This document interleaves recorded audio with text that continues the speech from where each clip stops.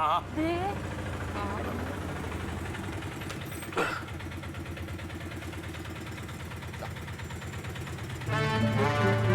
നേരെ ഹോട്ടലിലേക്ക് വന്നു. ഡൽഹി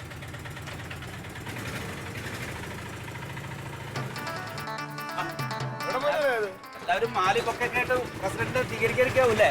ഞാൻ വിചാരിച്ചു പ്രസിഡന്റ് ആവാൻ ഡൽഹിക്ക് പോയിട്ടുണ്ടാവും. ഡൽഹിക്ക് പോകേണ്ടി ഒരുങ്ങാൻ നിൽക്കായിരുന്നു നമ്മള്. ഡൽഹിക്ക് പോയേനെ, ബീഹാറിലേക്ക്. തക്ക സമയത്ത് ഞാൻ എത്തി. എവിടെ പോരുത്? വിളിച്ചിട്ട് കിട്ടുന്നില്ലല്ലോ. കിട്ടില്ല, ആര് വിളിച്ചാലും കിട്ടില്ല. അപ്പൊ ഇവിടുന്ന് എന്ത് പറഞ്ഞിട്ടടി പോയി പ്രസിഡന്റ് ആവാൻ പോണെന്ന്? എടി പോത്തെ, ഒരു പാർട്ടിയുടെ പ്രസിഡന്റ് എങ്ങനെയാവുക?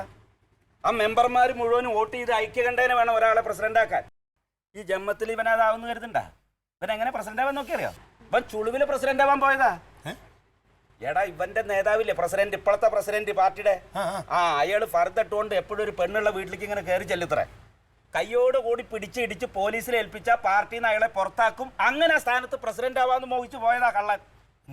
കാത്തുന്ന പോലെ തന്നെ ഫർദട്ടിട്ട ഒരാള് പോയി. ഇവര് കയറി പിടിക്കും ചെയ്ത് അടിക്കും ചെയ്ത്. ഫർദൂരി നോക്കിയപ്പോ ആരാ? നമ്മുടെ പീഡിയക്കാര അംസറ ഭാര്യ. നാട്ടുകാരെല്ലാവരും കൂടിയിട്ട് തല്ലുമ്പോ തക്ക സമയത്ത് ഞാൻ അവിടെ എത്തി.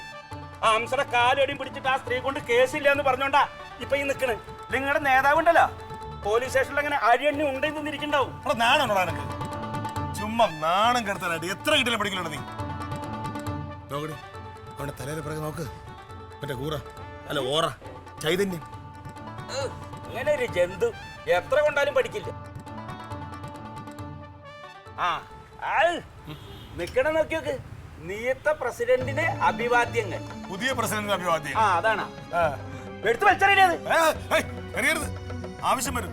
നേതാവിന്റെ പോക്ക് ഇങ്ങനെയാണെങ്കിൽ എത്രയും പെട്ടെന്ന് അതിനകത്തൊരു മാല വീഴും.